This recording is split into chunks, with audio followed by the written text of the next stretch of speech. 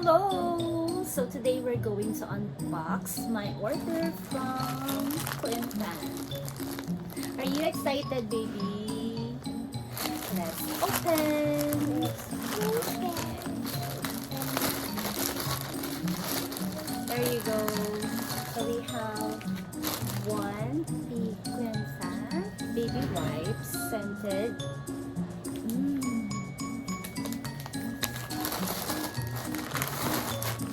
One unscented, and we have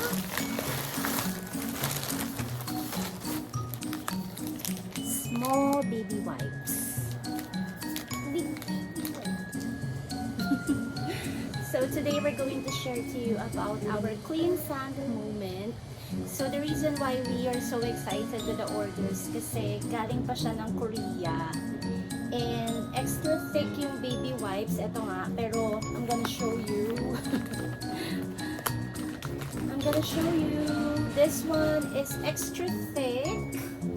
So, hindi siya katulad na iba na manipis.